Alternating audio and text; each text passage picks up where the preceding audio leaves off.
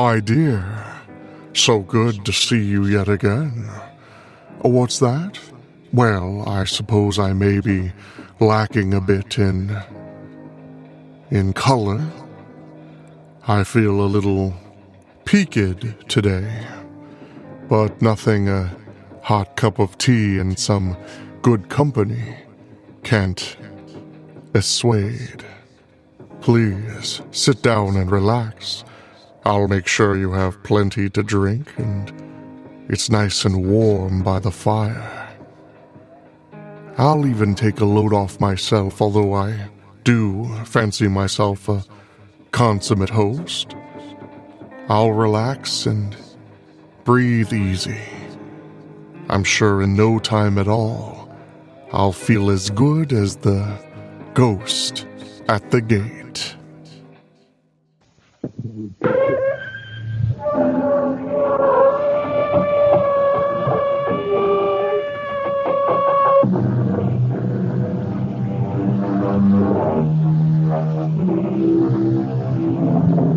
Come in. Welcome. I'm E.G. Marshall. Welcome to the terrifying world of your own imagination. I would like to offer a few observations on the vagaries of the animal called man. Take the popular saying, seeing is believing. What idiot first said that? And how many idiots repeat since? Do you believe in love? Tell me the color of it. Do you believe in truth, goodness, mercy? What shapes do they come in? No, my friends. Seeing is not believing. Only believing is believing. And we'll prove it to you in the story that follows. Our mystery drama, The Ghost at the Gate, was written especially for the Mystery Theater by Elspeth Eric and stars Beatrice Straight.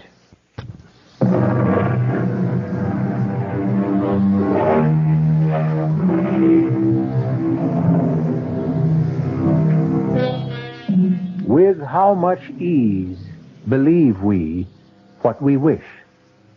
An English playwright named Dryden wrote that in the year 1679. Brilliant man, Mr. Dryden. But wait, listen to this. Men freely believe that which they desire.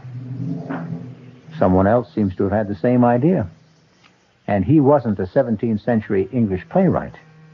He was a Roman emperor named Julius Caesar, proving once again that no man in any age has a monopoly on wisdom. Now, let's get on with our story.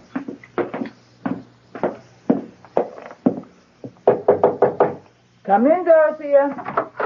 Your chocolate, Mrs. Emery. Oh, good. Shall I light the fire in the fireplace? Yes, please. I think it's chilly enough for... Oh, Dorothea. Ma'am? You forgot the other cup again. I did. I told you to always bring 2 cups. Oh, it seems so silly. I'll decide what's silly. When there's just you to drink it. I've explained that to you, Dorothea, more than once. I like to drink 2 cups of chocolate before retiring, and I don't like that icky sediment in the bottom of the cup. I'll try, Mrs. Emery. Now, if that's all... Or do you want me to go downstairs and fetch up another cup? Oh, no. Go to bed. Oh. Good night, Mrs. Emery. Good night, Dorothea. All right now, darling. Chocolate's all poured. Fire's lighted. Charles, everything's ready. Now, come on, darling, or the chocolate will get cold. Don't want any chocolate. Oh, Charles, you love chocolate. You always loved chocolate. Tastes like mud. But it's very good chocolate. You know what good chocolate Dorothea makes. Now, come on, Charles. Don't make me wait. You want me? Want you? Oh, Charles, how can you ever ask such a thing? Why, I go through the whole day thinking of you. All afternoon at the community chest, I think about you. My darling, it's torture for me listening to those other women whose husbands are with them in their conventional way. I want to scream at them, but I have my Charles, you silly females. Every night he comes to my bedroom, and he's tall and handsome and brilliant and romantic and adorable and manly, and we sit and talk together, and he... All right, Alice. That's enough. There you are. Oh, Charles. Missed me? Oh, darling, the days are so terrible. I can't think of anything but this moment when we're together. But you know that, my dear. I tell you every single night. I need to hear it, Alice. We who have more or less left this world can't come back unless we are wanted by someone who is still here. Wanted a lot. Otherwise, we can't make the trip, as it were. We can't even purchase a ticket, so to speak, unless we have a destination that is vibrant with love and need and desire. But I love you and I need you. I desire you. You should know that, Charles. Well, it doesn't hurt to hear it. Here's your chocolate. Try it. I don't want it. Oh, Charles. The longer we're away from this earth, Alice, the less we rely on our senses. The senses, in a manner of speaking, start to fade. Mashed potatoes begin to taste like cold cream, coffee tastes like iodine, and this chocolate tastes like mud. They tell me this is quite normal. Charles, when you say they tell you this and they tell you that, you mean... I mean them, of course. Oh, those. The ones up there? It isn't up there, Alice, and it isn't down there either. Well, where is it? It's simply there. Meaning not here. Heavens, I thought you knew that. Are there a lot of them? Of course there are a lot of them. It's all so vast, so endless, and so damnably peaceful. I know what it is to be lonely, Charles. This big house, I couldn't bear to move out of it after you weren't here all the time, because I couldn't leave the place where you and I had spent so many happy years together. Why don't you ask someone to move in with you? Move in? Why, I never thought. Such a large house. You could have separate quarters. You wouldn't be forever bumping into each other. But who would want to move in? Who would I want to move in? Oh, some old good friend? Well, like who, Charles? Oh, someone like Connie, maybe. Connie Lawrence. Connie Lawrence? Well, I've certainly known her long enough. We were roommates at school. What, do you think she'd want to? She'll jump at the chance, would be my guess. She still lives in that tiny one-room apartment. I know she's saving for a retirement. And with the pay school teachers get in this town. Charles, I'll call her tomorrow. She gets home from school at 3.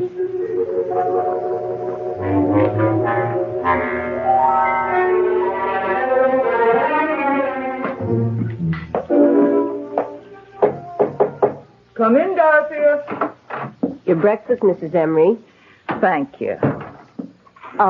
You don't want 2 cups in the morning, do you? Oh, no. No. Coffee doesn't leave that icky stuff the way chocolate does. Actually, I think I won't have chocolate at night anymore, Dorothea. I feel like trying something else. But 2 cups, just the same, don't forget. Yes, ma'am. Don't go just yet, Dorothy. I want to talk to you about something. Sit down, won't you? Oh, yes, ma'am. Dorothea, do you find the work too hard in this big house? No, ma'am. Well, we used to have a houseman and an upstairs maid and a cook. Oh, I've no complaints, Mrs. Emery, if you don't. Oh, I don't. This is the only job I've ever had. I've worked here for 22 years.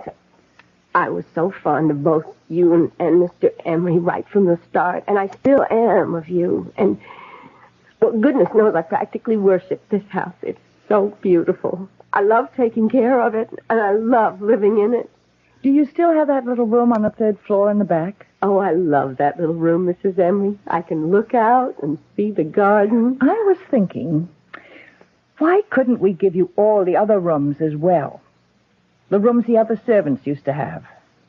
All of them? Well, why couldn't we knock out the partition between your room and what used to be the cook's room? I'd have I'd have 2 windows. And make one of the other rooms into a really big dressing room. Oh. And maybe put in some kind of a kitchen for you with a hot plate and a refrigerator. Oh, Mrs. Emery, I never thought I never imagined in my wildest dreams. No. It's all settled. Oh. I'm going to stay right here in bed all morning and make plans. I don't know how to thank you, Mrs. Emery. Don't try. It's my pleasure. I just hope I deserve all of... Oh, before I forget, Dorothea. Oh, yes? Last night while I was drinking your lovely chocolate, an idea came to me. You and I are rattling around in this big house. Oh, we certainly are. And I was wondering, well, how would it be if we invited Miss Lawrence to stay with us? Miss Constance Lawrence? Do you remember her? Isn't she the one who teaches school? Used to come to dinner once in a while. And after she'd help Mr. Emery with the double-cross stick? That's Connie. Oh. I thought we could open up the 2 big rooms on this floor in the back. In that way, she and I would have separate quarters and not be, bumping into each other all the time. Of course, I imagine she'd expect to take care of her own room. Oh, I wouldn't mind. What's 2 more rooms? You wouldn't mind cooking for her? Oh, what's 1 more person to cook for nothing? Oh. Well, then, it's all settled. My goodness. The house will be kind of lively again. Almost like before. Not quite, of course, but... Well, you know what I mean. I know what you mean, Dorothea. It will be more lively.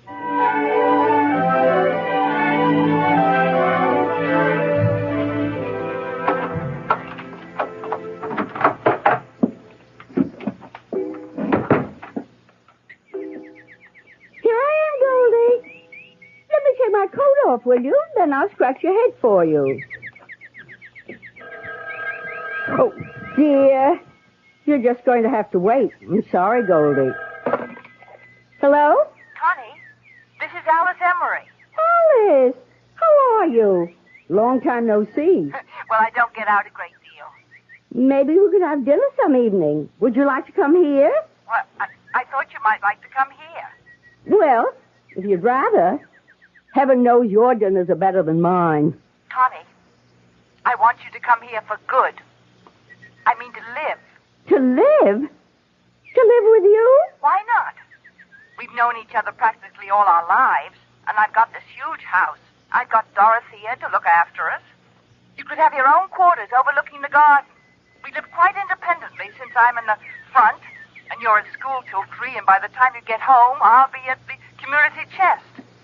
We'll just meet for dinner. Maybe have a little nip together first. Oh, Connie, say you will. Oh, Alice, I don't know. I've lived here for so long. That tiny little place. High time you got out of it. But I'm used to it. And then there's Goldie. You know, my canary. Bring Goldie with you. We'll find a nice sunny window. Alice, it's all very tempting, but I don't know. Think about having 2 big rooms and vegetables out of the garden and being waited on. And Connie, think of the money you'll save. Well, yes, but all the same. You've just got to say yes, Connie. Take the afternoon to think about it and call me back. I will, Alice. I'll call you soon. Fine. Bye. Bye, Alice. Oh, dear. It all sounds so luxurious. 2 rooms and fresh vegetables. And someone to cook for me. But I can't leave this little place. I can't give up my afternoons. Why, I couldn't live without my afternoons. I know this place is small and dark and furniture is dingy and the bathroom is old-fashioned. But we've never minded, have we, dearest? Have we? It's a very small place, Connie. But if I move into Alice's house, I might lose you forever. You might never come to visit me again, and all my lovely afternoons would be really over. You're not to worry, Connie. You mean We can go on as we always have. Only we'll have more room. Well, if you say so. Trust me, Connie. Oh, I do trust you, Charlie. Haven't I always trusted you? All these years.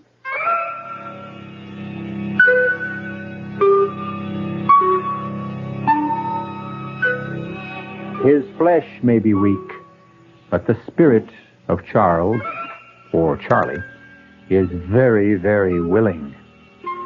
Also very inventive and very persuasive. Ah, well, there's nothing like the love of a good woman, unless it's the love of two good women. We'll come back in a bit for Act Two. This is WR New York, an RKO General Station.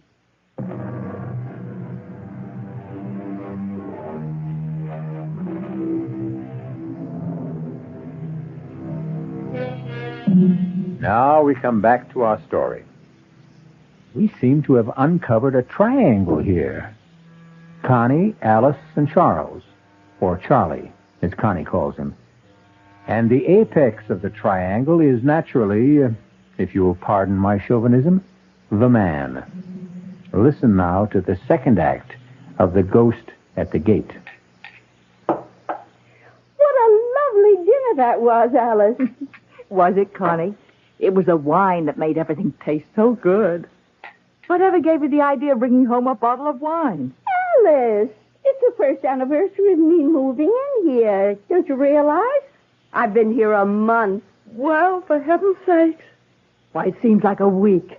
Or it seems like you've always lived here. I don't know which. It has worked out, hasn't it? Has it ever worked out? I was so afraid it wouldn't. You know what? It's meeting just for dinner that's done it. Leading separate lives except for dinner. Connie, let's have wine every night. This wine. What kind is it? I can't quite make out what the label says. Oh, it's in French. Oh, so never mind. It's got a picture of a house on it. If it's French, it's a chateau. I didn't know that. You're very clever, Alice. Save the label, and I'll order a case of it. Must be really nice to have money. I've always found it to be nice. I guess money is about the nicest thing in the world. Money isn't. Love is. Oh, yes. First comes love. Friends come second, then money. How about friends who have money?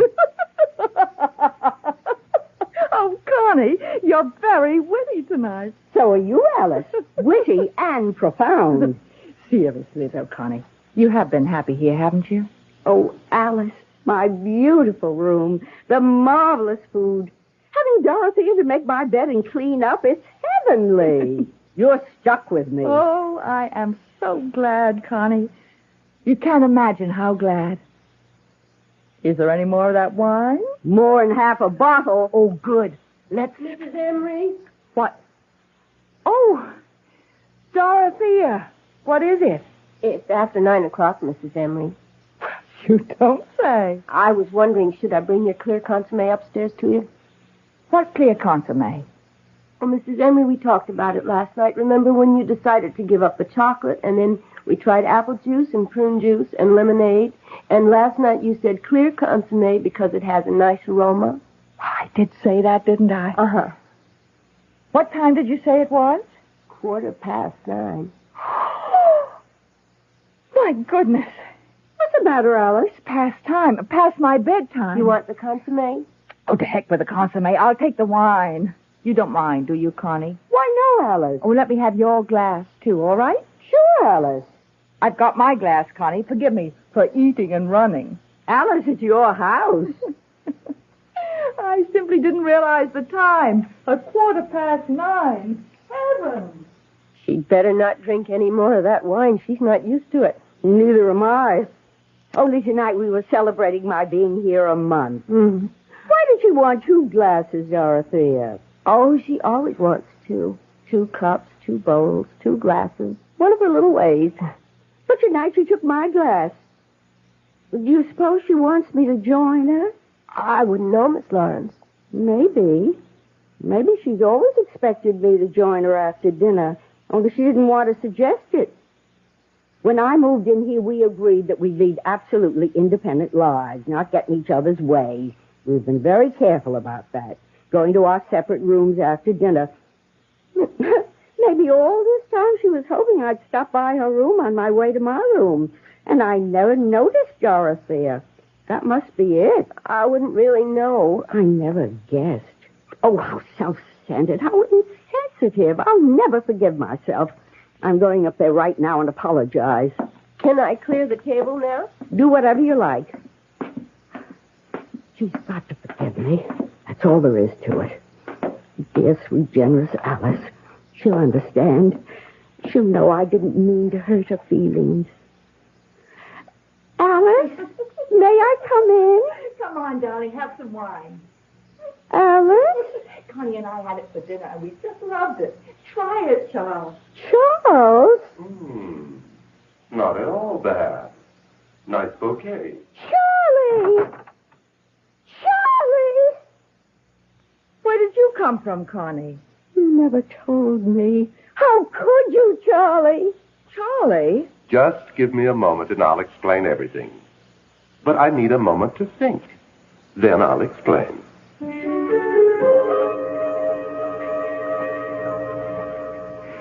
What did you think of Charlie's explanation? I've heard it all before. How he needs lots of love to make the trip from there to here. He always needed a lot of love, even when he was just here. Well, he got a lot. Did he really spend all those afternoons with you? I mean, before he left here and went there? 5 afternoons a week. Alice, you hate me. I should. I know, but do you? I guess I do when it comes right down to it. I'll move out. I'll move back to my one room. But I don't want you to move out. Oh, we were having such a good time. Remember how we were laughing and carrying on at dinner? I haven't laughed like that in years and years. Could have been the wine. There's half a bottle left. Should we? Let's. You don't think we'll turn into a couple of alcoholics, do you? Not on half a bottle of wine. Light white wine.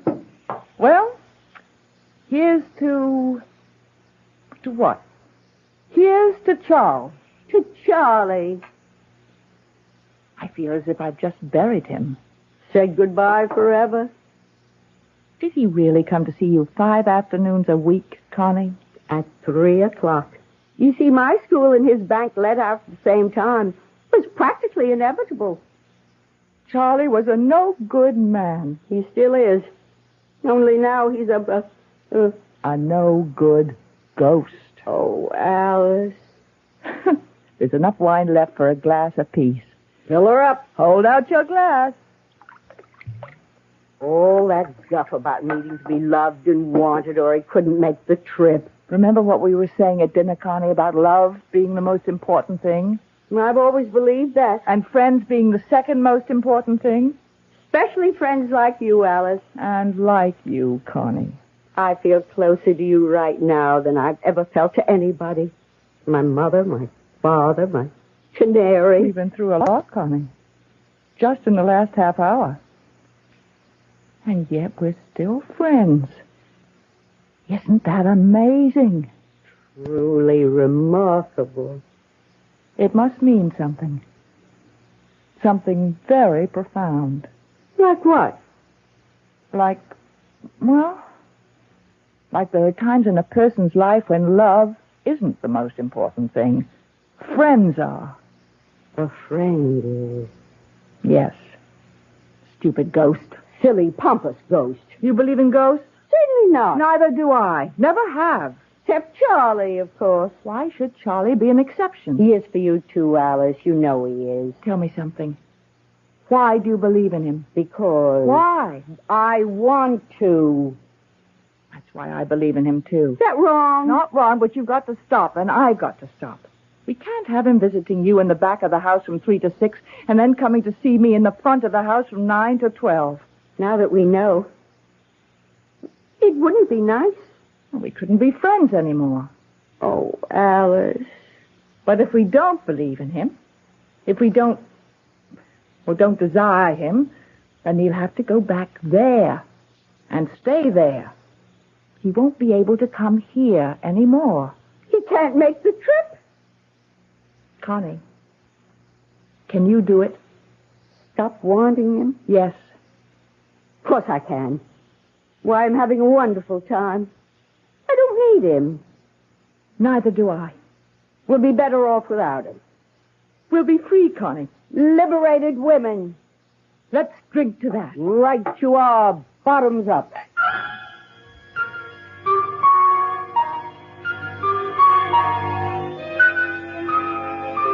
Ah, what courage lies in the bottom of a glass. Courage for the shy, the lonely, the frightened, the frustrated, and for the two elderly ladies determined to forget a ghost. We'll return shortly with Act 3.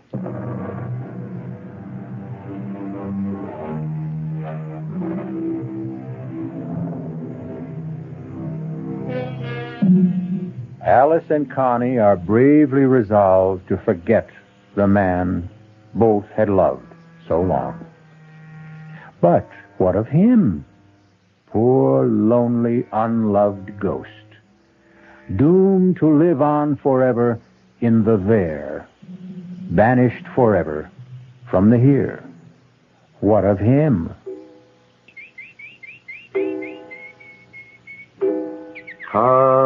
Connie.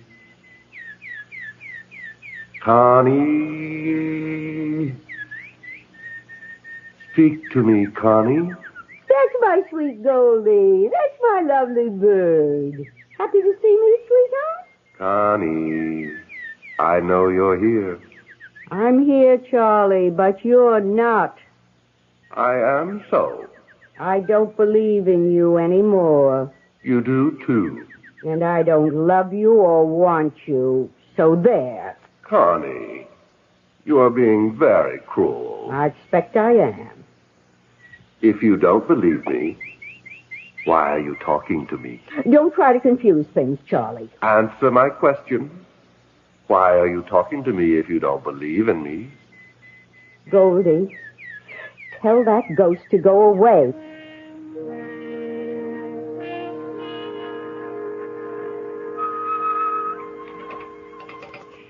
How did it go today, Connie? Oh, he was around. I could hear him. What did he want? The usual. Be loved, be wanted. I told him no more of that. You had a conversation with him? Not much of a one. You haven't stopped believing. Have you stopped, Alice? I think so. You haven't. If you'd stopped, you wouldn't say, I think so. You'd know. Oh, Connie, how can I know? Mrs. Emery, What is it, Dorothea? do you want clear consomme in your room tonight or what? Nothing. Not anything? Not a thing. Oh, well, all right. I had it all ready, but... That ought to show him, don't you think, Connie?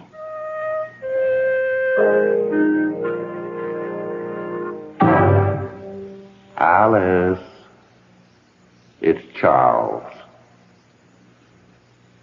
It's Charles, Alice. What delicious surprise do you have for me tonight? Orange crush? Pomegranate juice? Not a blessed thing, Charles. Ah, you spoke. I didn't mean to. But you did. How beautiful to hear your voice. Oh, don't tell me that old malarkey, Charles. Malarkey? I never thought I'd hear my wife use a word like that. I'm not your wife. I'm your widow. And I'm using a lot of words I never used before. Alice, say you love me still. I can't make the trip unless you love me. I loved you for 35 years. Alice, I'm facing eternity. What's 35 years? Maybe not much there where you are. But it's a long time here. Now I'm going to turn off the light and go to sleep.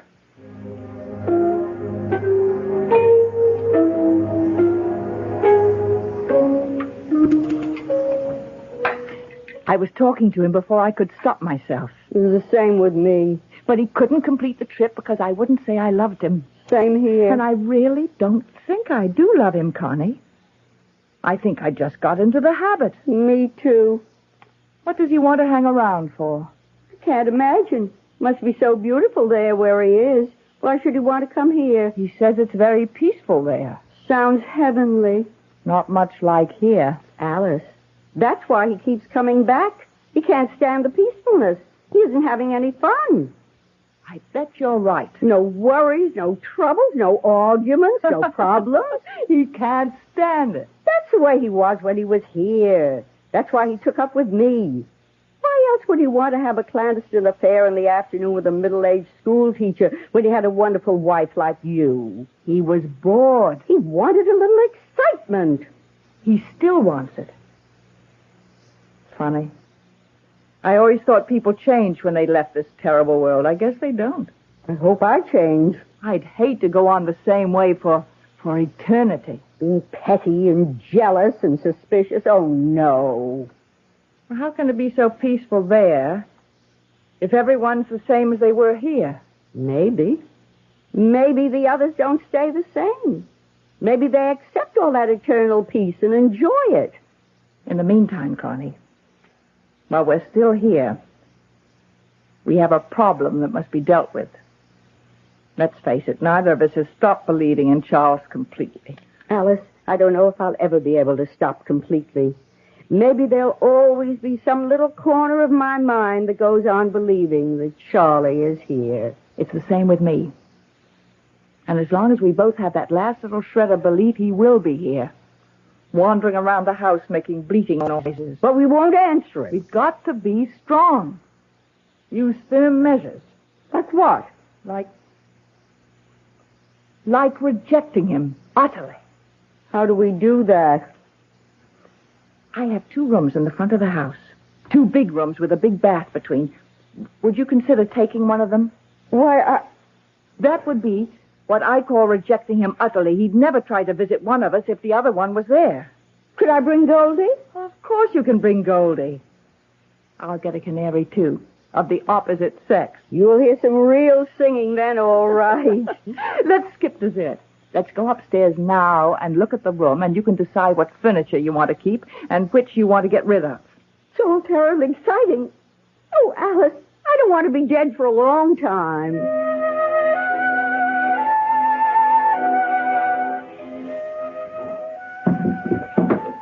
There. The desk between the windows and the chair here. We'll take out the love seat. And that'll leave room for the bed. What do you think, Connie? I think it's perfect. Now...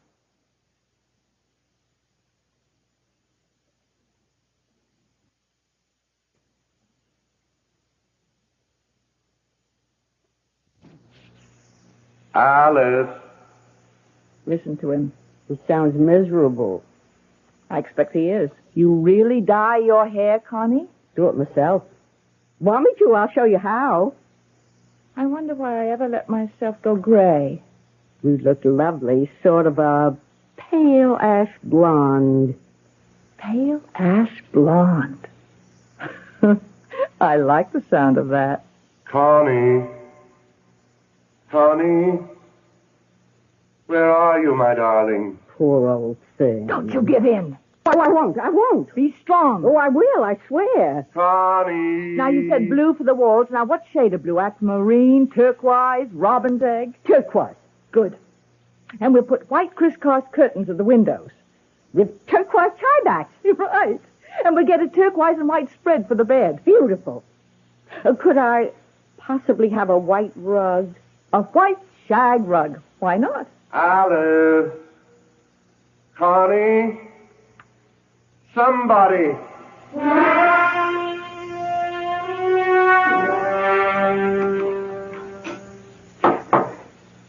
Do you mean to sit there and tell me you didn't even take one peek at your new room? I wanted to wait till you got home from community chess. Well, right after dinner, we'll look at it together.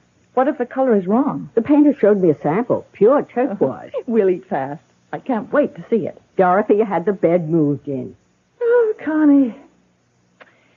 I hope we'll get along as well as we've been getting along after you move in. We will. We will. And Charlie will go back there and settle down. He'll be much better off. He'll thank us.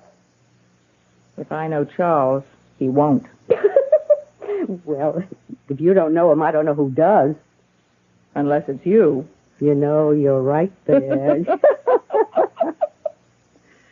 Connie, I had a thought. What if I went to the community chest in the morning instead of the afternoon? That way, when you get through school, we could do things like go to the movies. Oh, Alice, for fun! And you know what else?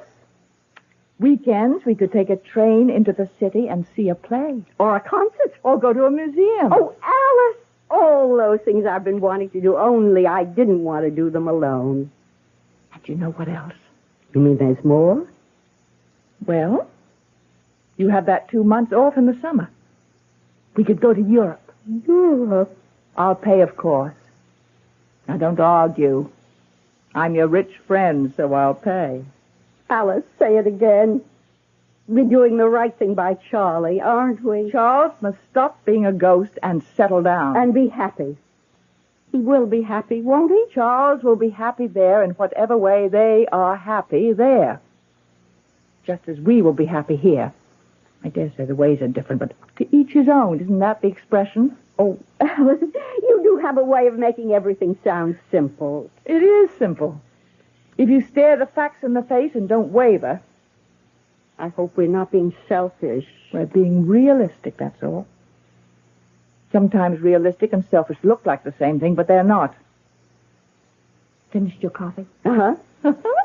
Then guess what we're going to do? Go look at my new room. Yes, only wait a minute. Dorothea! I simply can't wait to see it. Yes, Mrs. Emery. You know that case of French wine I ordered? Did it come? The one with the picture of the chateau on the label. It came last week. Well, will you uncork a bottle and bring it upstairs to my suite? To our suite. Oh, Alice.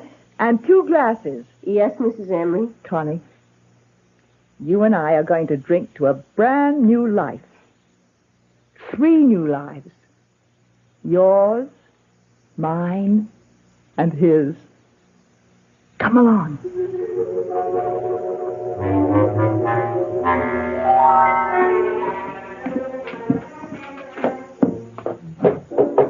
Come in, Dorothea. Oh, good. The wine's arrived. Just set it down here, Dorothea. Yes, ma'am. Dorothea, Miss Lawrence and I have decided to go to Europe for 2 months this summer. Oh. So you'll have a good long vacation instead of your usual 2 weeks. Full salary, of course. You're free to go where you like, or you can stay here. Oh, thank you, Mrs. Emery. I don't know where I'd go exactly. Well, suit yourselves. Pour the wine, Connie. Will that be all for this evening? That'll be all. Then I'll say good night to you both. Good night. Sleep well, Dorothea. Thank you. 2 whole months. They'll be gone 2 whole months. What'll I do with myself? Dorothea? Where would I go? Dorothea? What would I do if I stayed here in an empty house? Dorothea? Can't you hear me? I'd be all by myself. No, you wouldn't. No, you wouldn't. If there were just somebody... There is. There is. If you'd only listen. Somebody like him. There is me, Dorothea. Oh, Dorothea, hear me. But he's gone. Believe in me. Never to return. Love me. Want me. And I loved him so. Dorothea, listen. And I still do. Oh, I love him still. Dorothea, look at me. Why, Mr. Emery. I thought you'd never notice. Have you been here long? Not too long. I'm so surprised. I thought I'd never see you again. Ever. Well, now you do. It's like a miracle had been performed. A lot of good hard work is more like it. I've never forgotten you. Really? Well, I know it was just that one weekend when Mrs. Emery went to her 25th college reunion, but I've never forgotten. That was quite some time ago. I was younger then, of course. You haven't changed, Dorothea. Not an iota. Oh. Still fresh, plump, and adorable. Oh, you mean that? I've never met anything so much in my life, or since. Dorothea, could you love me? But I do love you, Mr. Emery. You do? I've never loved anyone else. Not since that weekend. You came up to my room on the 3rd floor, don't you remember? That tiny little room. Yes, I do remember. Oh, you're going to be around for a while? For a long while, Dorothea. Practically indefinitely. Will you be here this summer? This summer, and this fall, and all next winter and next year. For as long as you want me, Dorothea. Oh. Come on. Let's go up to the 3rd floor. Mr. Emery, could I ask you something first? Anything, Dorothea. Anything. Do you mind if I call you Chuck? Of course I don't mind. Then come on, Chuck. Follow me. I'm right behind you, Dottie. Right behind you.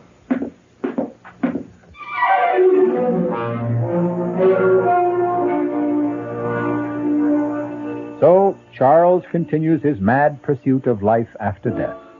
And I, for one, wish him the best of luck.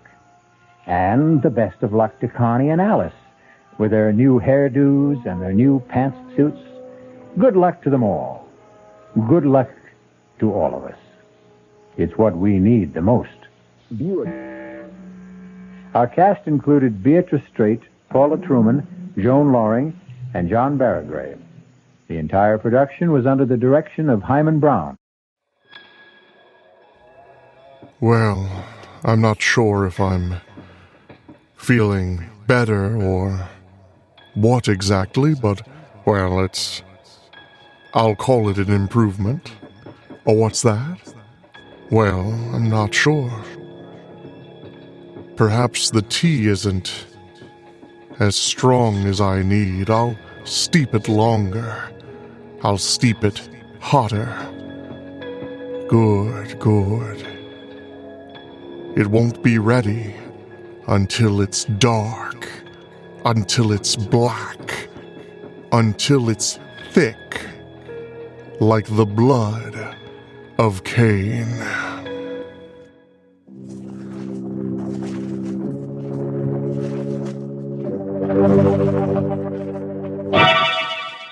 Lipton Tea and Lipton Soup present Inner Sanctum Mysteries.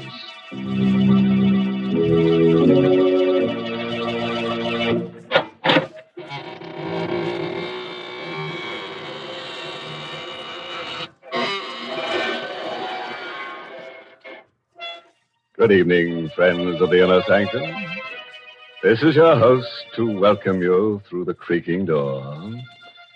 We're going to begin tonight's festivities on a scientific note with something that will save you a good deal of money. Yes, it seems that quite a few people have taken to turning off their refrigerators during this program. Yes, they've discovered they can deep freeze all sorts of things by just listening to Inner Sanctum. Letting their blood run cold. Well, Mr. Host, that's quite an idea. Have you any other scientific suggestions? Oh, certainly, Mary. For instance, here's a way to cut down on your laundry bills. Instead of having the laundry starch your clothes, just put them on top of your radio Tuesday nights. Inner Sanctum will scare them stiff. Well, now it's my turn, Mr. Host, and I'd like to make a suggestion, too. It's about an easy way to get more enjoyment out of your teapot. Here's the whole trick. Just use Lipton tea. In every cup of piping hot Lipton's, there's extra tastiness waiting to delight you. And the reason is Lipton's grand, brisk flavor. Brisk, is the tea expert's own word for the tangy, full-bodied flavor of Lipton's. And what a pleasure that flavor is. No wonder more folks buy and enjoy Lipton's than any other brand of tea in the world. They've found, as you will, that Lipton's always has brisk flavor. It's never flat, always lively and spirited, with the hearty zest of tea at its best. So next time, serve Lipton tea. Its brisk flavor gives you more contentment in every cup. Now, friends, lend an ear to tonight's story. An original radio play by Robert Newman called Blood of Cain, starring two of your radio favorites, Mercedes McCambridge and Carl Swenson. A tale of blood spilled in hatred and vengeance. Of blood that carries a curse that is as old as man. You don't believe that's possible, eh? And suppose you put out all the lights, pull your chair up close, and listen. A small square, once fashionable, on the outskirts of New Orleans. The iron balconies where elegant ladies once sat are now rusty and sagging. The paint on the rambling houses is cracked and peeling, and grass grows between the cobblestones. The bayous and the jungle have crept close to it. And at night, the cries of strange birds, the croaking of giant frogs can be heard. What was formerly a living portion of the old world has become a place of decay and death. More pigeons died this evening. I saw them towering up and up into the darkening sky, as if to escape the pain gnawing at their vitals, and then fall into the square and into the garden. I still didn't believe, couldn't let myself believe. And then I saw her, standing in the shrubbery, the bag from which she had been feeding them still in her hand. I knew then that I could wait no longer, that I had to find out. Louise. Eugene, the pigeons. There's something wrong with them. They're Dying. Yes. How? And why? I'm no chemist, but I'd say it was poison. Poison? But who would do that? Louise. Now listen to me, dear. Please listen. I love you. I've loved you since I first came down here. First met you. You know that. And you know that I'll understand. Now, tell me, why have you been doing it? I? You're the only one who feeds them. The only one who could do it. Oh, no, I didn't. Louise, where are you? Grandfather! Oh, my dear child, what is it? The pigeons. They're dying. It's the second day now. And Eugene said... He said what? Have you looked at any of them, Dr. Philippe? Examined them? Will you go into the house, my dear? I'll be along in just a minute. But, Grandfather... Please, dear. Yes, Grandfather. Of course. I'm very sorry you did this, Owen. Mentioned it to her. Did you examine any of the pigeons? I did. Poison. Probably from my laboratory. But then you know... I know a great deal, Mr. Owen. I'm her grandfather. I think it would be very wise if you kept away from Louise. Did not see her again. What? Well, that's ridiculous. I love her. I'm sure you do. But perhaps I did not make myself clear. If you continue to see her, it might prove dangerous for you.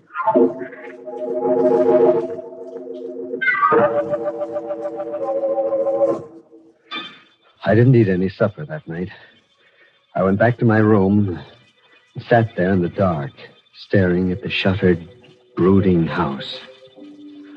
About 11 o'clock, the door of the doctor's house opened quietly, and Louise came out. Without looking right or left, moving almost like a sleepwalker, she went up the street. I hesitated only a minute, and then I hurried down the stairs and after her. And just as I got downstairs, the door opened again, and... Is that you, Owen? What? Yes, Doctor. She just left the house. I was watching from the window. Yes, I know. She's done it several times, and this time I was determined to follow her and see where she goes. Look, she's hailing a cab. My car's right across the street. Quick.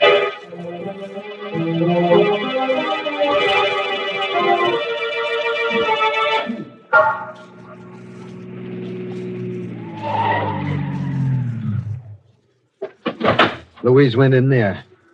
What kind of a place is that? Yeah, that smell. That's the smell of death. From the noise, I would say it was an abattoir. A slaughterhouse? Good Lord. But why? Why would she come down here in the dead of night? I like you, Owen. I think you know that. And it was for your own sake that I warned you to keep away from her. There are things that you do not... Well, that you cannot know about her. No? Well, we'll see. I'm going in and get her and find out from her. Just a moment. There she is, just inside the gate, talking to the watchman. No sense arguing about it, lady. I just can't let you in. But you must. You've got to. You always did before. That's just it. Now, once was all right, even twice. But then if you want to know the truth, the men have been complaining. Nobody exactly likes killing steers, but they say that the way you stand there watching them, well, it makes them nervous. You've got to let me in. I'll make it worth your while. Watching the killing? I've just got orders from the... That's awful. It's horrible. I'm going in and get her. No. In the state she's in, well, having you come on her suddenly would have a very bad effect. But you wait here. I'll go. Look, don't hit me. No. Louise. What in? What happened? The watchman. This stone here on the temple. Louise. Why did you do this? I don't know. I had to get in here. He wouldn't let me in. Take her out to the car, Owen. Come on, let's go. You can't go now. Leave him lying there like that. He's hurt. He may be dying. No, it's not serious. He's just stunned. We can phone for an ambulance as soon as we get home. But we've got to get her away from here immediately.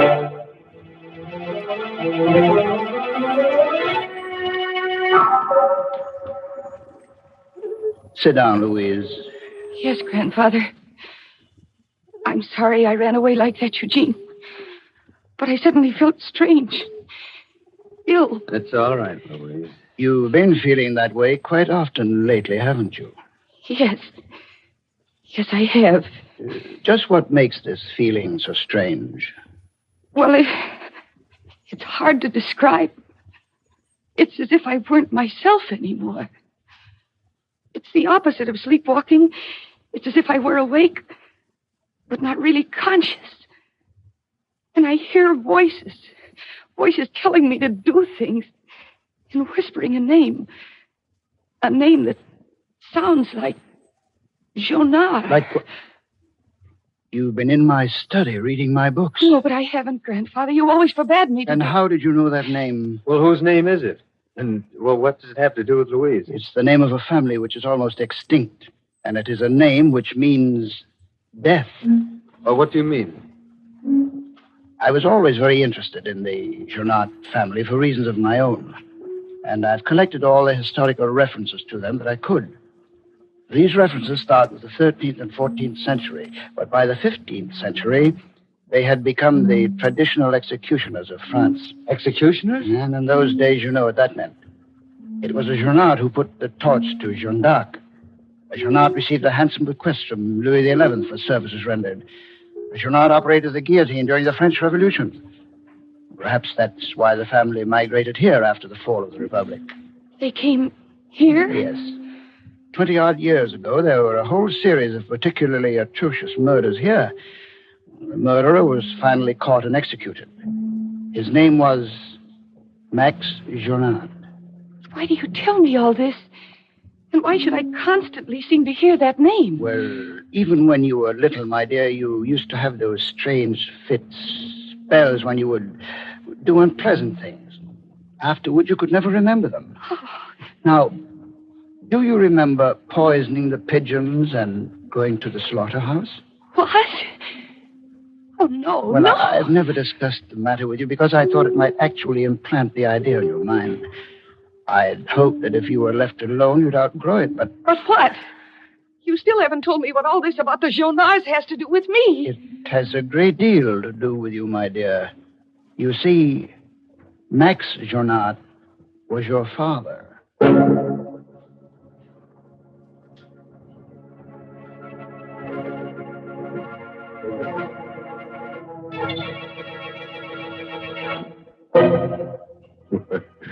Well, now there's a girl with a real tradition in her family. A murderer for a father and a long line of ancestors who were real killer-dillers. I was beginning to get a little worried about her. Fooling around, poisoning pigeons and things like that. But I could see now that there was method in her madness. After all, practice makes perfect. Good gracious, Mr. Host. Louise may turn out to be a very dangerous person. Yes, Mary, she's not the kind of a character you'd like to have ringing your doorbell. I should say not. Why, usually, as our Lipton listeners know, a doorbell is one of the nicest, most friendly sounds there is. Because so often it means friends are dropping in for a visit. Of course, your first thought is to make them welcome. So after you've taken their coats and made them comfortable, pour them a cup of flavorful, spirited Lipton tea. You know, it's wonderful how Lipton's add sparkle to the conversation. For there's extra enjoyment in its grand, brisk flavor. Each sip is brimming with such lively, full-bodied tanginess.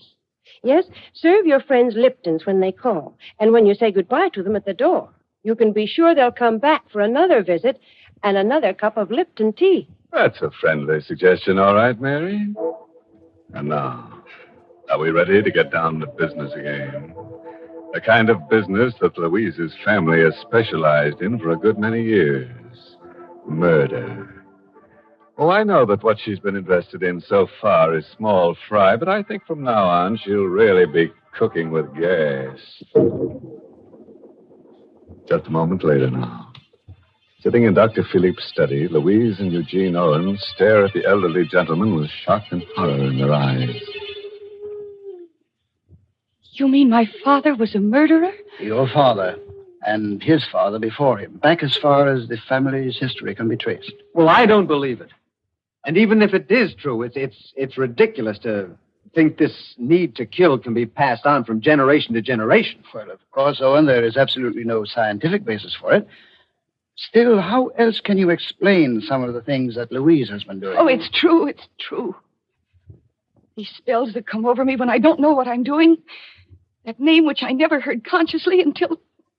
Oh, no, it can't be true. It can't. Oh, Louise, dear. No, Eugene, don't. Don't come near me. Don't touch me.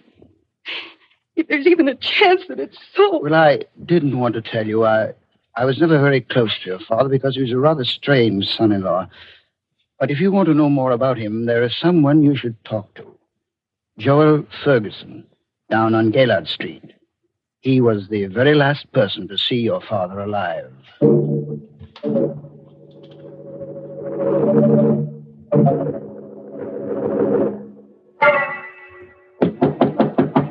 Yes, who is it?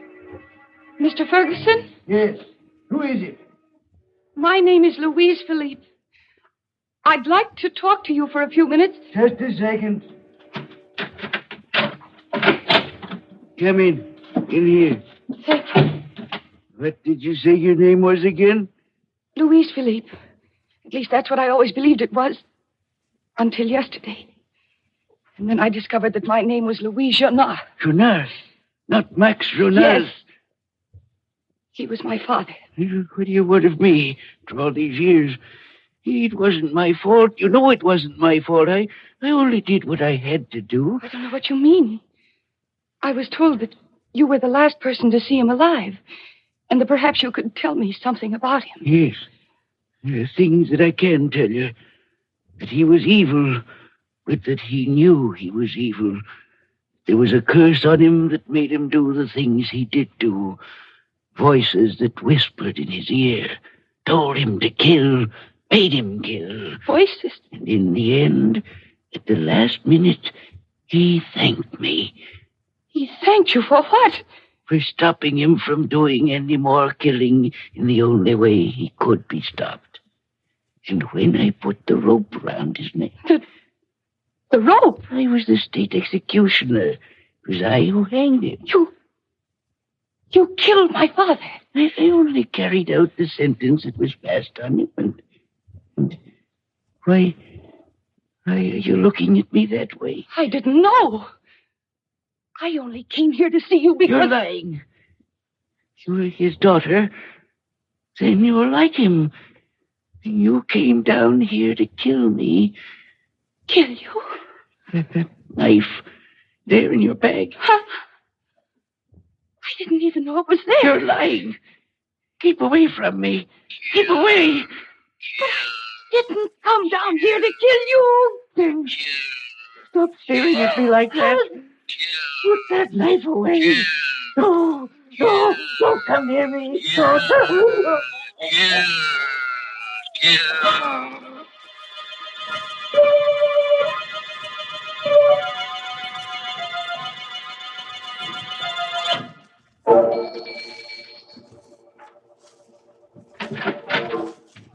Good evening, Mr. Owen. Where's Miss Louise, Benson? I must see her right away. I'm sorry, sir, but she's not in. She went out about a half hour ago. Oh, well, where did she go?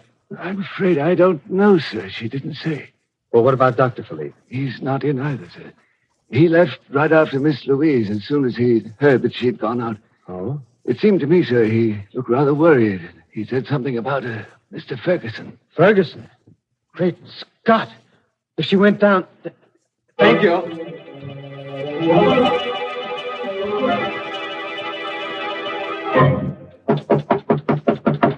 Who's that? I'm looking for Miss Louise Philippe. I was told that she... Is that you, Dr. Philippe? Yes, Eugene. Is she here? Yes, she's here. But you're too late, just as I was too late. What do you mean? Inside there. See for yourself. Oh, don't tell me that anything's happened. Good Lord. Louise. She won't answer you. That's the way I found her when I got here. Sitting there with a knife in her hand and Ferguson lying across the table, dead. Eugene. Louise. Eugene. Oh, Louise, Eugene. darling. Oh, why did you do it? Do what? Ferguson. Dead? Yes, dear. Didn't you do it? I don't know. I didn't even know who he was when I came down here. And I found out that it was he who executed my father. Then I started to hear those voices. Voices telling me to kill, that I had to kill. Then there was a knife in my hand. Oh, I can't remember. Voices. That's what Max said at the trial.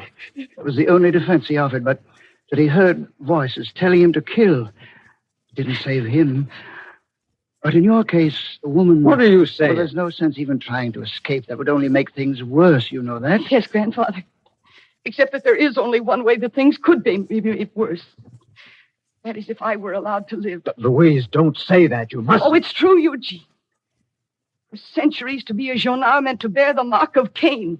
Well, I'm the last of the Jonards, and there must never be another. Well, I had not gone quite that far, my dear, but perhaps you're right. I am right. Goodbye, Grandfather. Eugene.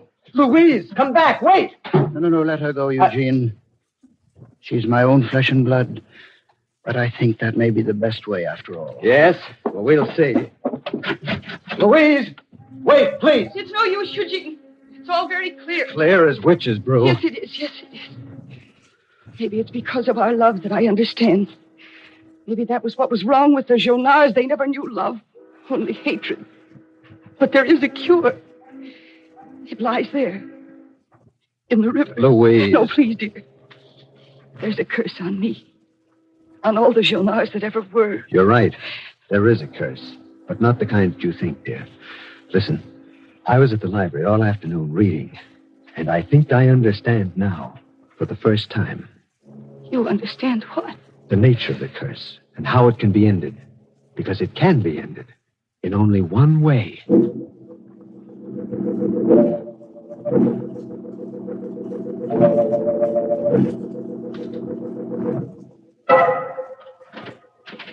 Oh, Eugene? Is that you? Eugene? No, Grandfather. It's not Eugene. Louise, why, I thought you... Why did you come back here to Ferguson's place? I don't know, Grandfather. The voices, the call in my blood, it's too strong. I tried. I wanted to end it finally and completely, either in the river or with the police. But I couldn't. You mean you're not going to give yourself up? No, Grandfather. I'm not going to give myself up. But that's not all I mean. Louise, you still got that knife? Yes, Grandfather. Walking up the street, realizing that I was still holding it, that it was red with blood. I think it was then that I knew for the first time what it meant to be a gendarme. Oh, look, Louise, you're completely distraught. That's only natural. But now, look, you put that knife down and let me take you home. I'll give you something that'll help you sleep, and then No, Grandfather, you won't give me anything. Ever again. Well, Louise, you're not going to kill me. Yes, Grandfather, that's just what I'm going to do. No, please don't. No, don't try to get away. I'm younger and quicker than you. Just one quick No, listen to me. Listen carefully. You can't kill me. There's nothing driving you to do it. You see, you're not a Jonat. What are you saying? It's true. I am a Jonat. Max Jonat was my son. But you're not evenly, distantly related to us. You're lying. You're lying. You're just saying that. No. I swear it's true. I changed my name when I studied medicine to avoid the stigma. But Max kept it. Your father was Louis Martin, the judge. You're lying. How is that possible? Because I adopted you after your father's death, for a reason. It was your father who condemned Max to death. He didn't know Max was my son, and I didn't tell him until later. Your mother died when you were born, and I was your father's physician. And when he was desperately ill, I offered to adopt you and take care of you. Then when the papers were signed, I told him who I was, what I was going to do, that I was going to destroy you to avenge my son. And that's what killed him. But all those horrible things I've been doing, poisoning the pigeons, killing Ferguson. You haven't been doing them. It was I who did them, using drugs and suggestion to make you believe that it was you, so that you would either destroy yourself or... Oh, thank heaven, Eugene! Eugene, did you hear? Yes, dearest, I heard. And I told you, didn't I? Eugene! So it was a trick to trap me. Yes, Doctor, it was. I was at the library and at City Hall all day looking up the records. Here, drop that knife. No, Owen. This won't be as poetic a death as the one I'd planned for her, but... The lights! Louise, put the lights out! Oh, that won't help you. Either of you. You won't get away. I'll find you in the light or in the darkness. And... there you are. Die, then.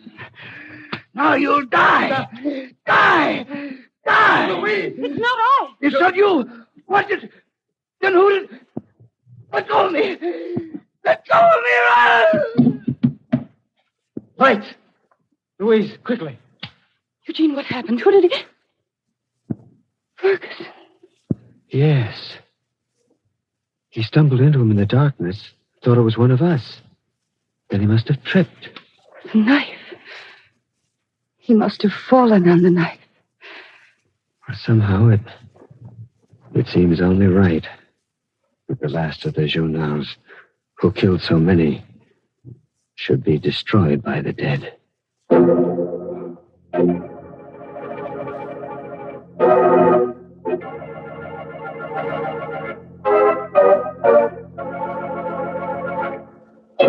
Oh, too bad, Doc. You were a character we certainly could use on this program. But now at least you've got the perfect answer for the rest of your family when you meet them in wherever it is that dead murderers congregate. When they ask you who you were with last night, you can always say, "That was no lady, that was my knife." Well, I'm glad you could put a new point on that old joke, Mr. Host. Oh, I like to sharpen up an old saw now and then, Mary. Well, let me see what I can do along those lines. How about The best things in life are tea. Mary, I'm afraid your enthusiasm for Lipton's has got the best of you. Well, maybe you're right, Mr. Host. But it's so easy to be enthusiastic about Lipton's. Once you taste that marvelous brisk flavor, you can't help being a real Lipton fan. And that lively, zestful taste is something you folks should start to enjoy right now. Next time you visit the grocer's, get a package of Lipton tea. Try it. I know you'll enjoy it.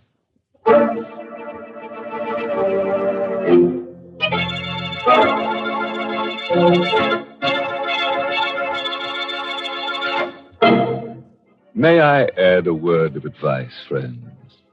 If you should happen to bump into an elderly gentleman dressed all in black on a dark street some night, don't get into an argument with him, especially if he happens to be carrying a blood-stained knife. After all, you can end up just as stiff if you're dead right as if you're dead wrong. Oh, by the way, this month's Inner Sanctum mystery novel is The Pavilion by Hilda Lawrence. And next week's Inner Sanctum story, brought to you by the makers of Lipton Tea and Lipton Soup, and directed by Hyman Brown. Good night. Pleasant dreams.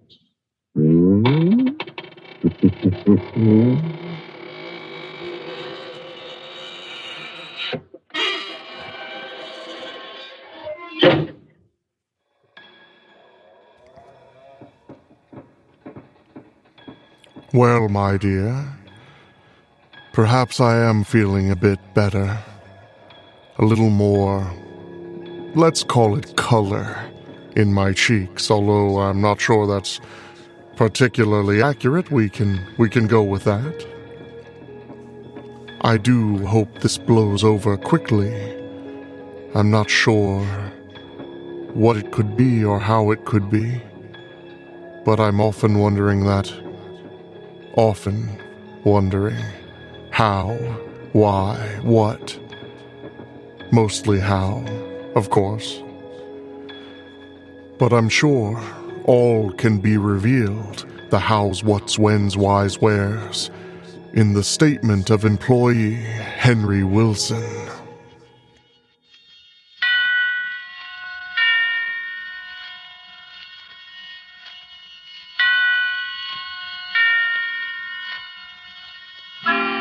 Suspense.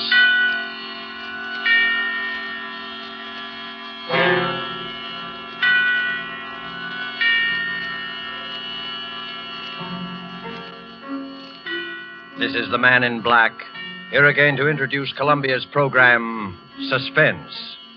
With us in Hollywood tonight as star is Mr. Gene Lockhart, whose remarkable characterizations on the screen have won him a notable following with American audiences. It is with rueful satisfaction, but with satisfaction nonetheless, that the genial Mr. Lockhart contemplates his reputation. Because of his cinematic misdoings, his numberless treacheries, betrayals, and cowardly villainies, he is one of the most hated men in the country today. Our story this evening by John Shaw is called Statement of Employee Henry Wilson. And so with the performance of Gene Lockhart, as he relates and relives the events of the climactic moment in Henry Wilson's life, we again hope to keep you in suspense.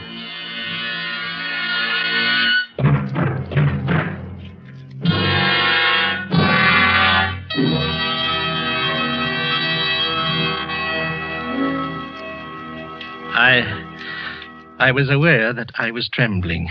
I tried walking slowly back and forth in front of the desk, but even in motion, my knees felt weak and my whole body shook. Why was it always I who trembled and never this pompous insect sitting in front of me? His voice was cool and mocking. His voice was clear and hard. Well, I sympathize with you, of course, Wilson. But the error must be brought to Mr. Larkin's attention. It is quite a big mistake there. Quite a costly mistake. Mr. Larkin must know. He wouldn't cover it up. I knew that. 2 years ago, this man had come with the firm. For 8 years before that, I had worked there, enjoying the work, liking the people. And then he had come there. Have you Have you ever stood quietly by and watched someone rob your house and steal your pocketbook? I was helpless. He was ambitious. He was clever. He was fluent. And as of tonight, I was his subordinate. 2 years against 10 years. Around the office, I had a reputation of being casual and carefree. But I hated this man. Every inch of me hated this man.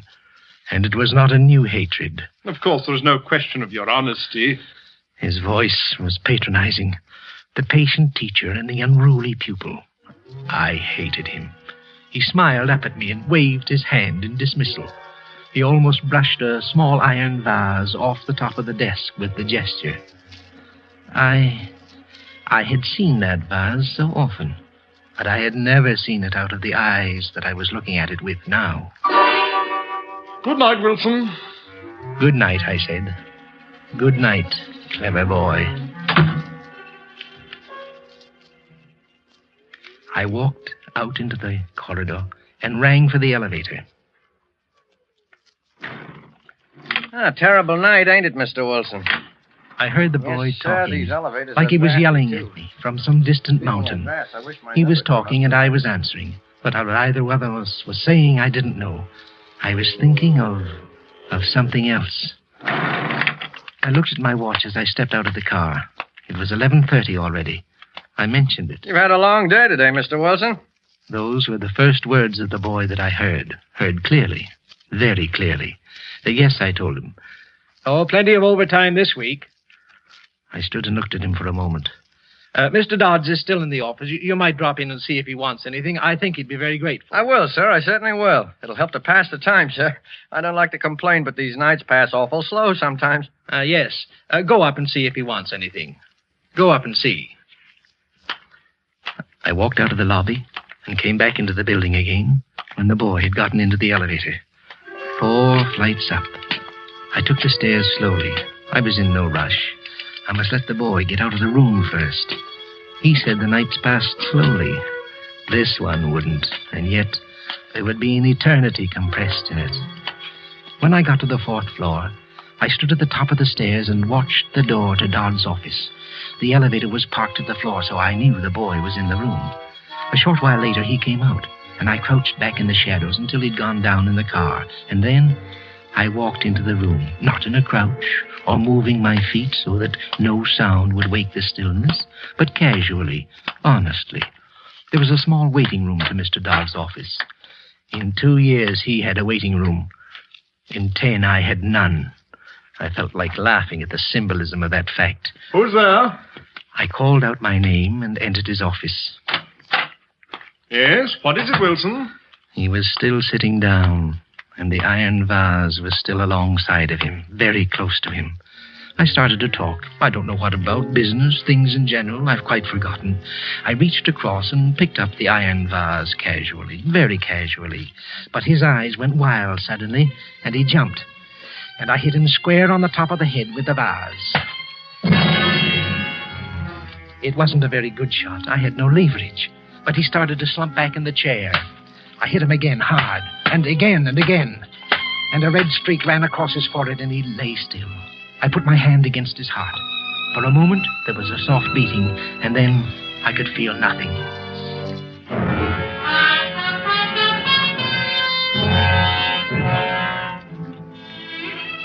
I was very calm and very warm. I was calmer than I'd ever been before.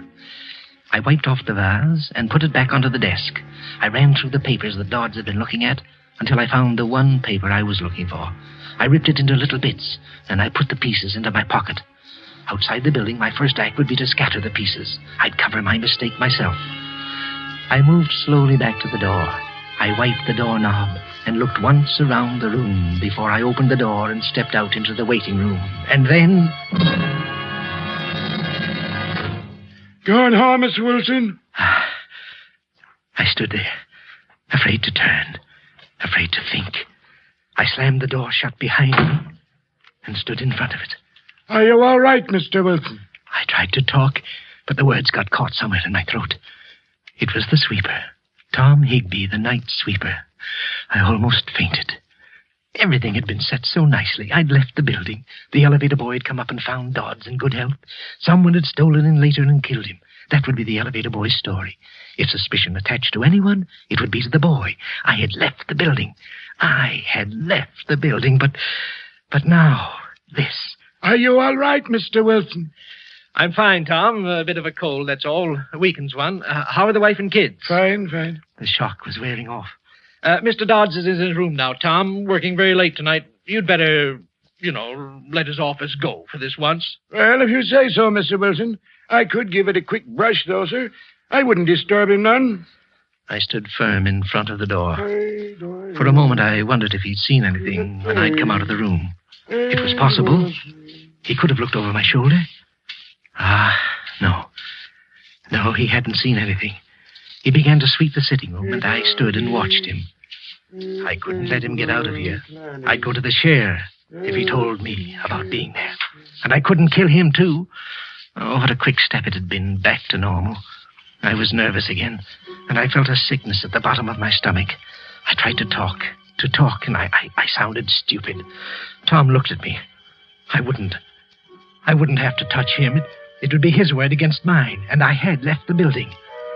I opened the door quickly and went back into Dodd's office. I tried to keep my eyes away from that thing at the desk.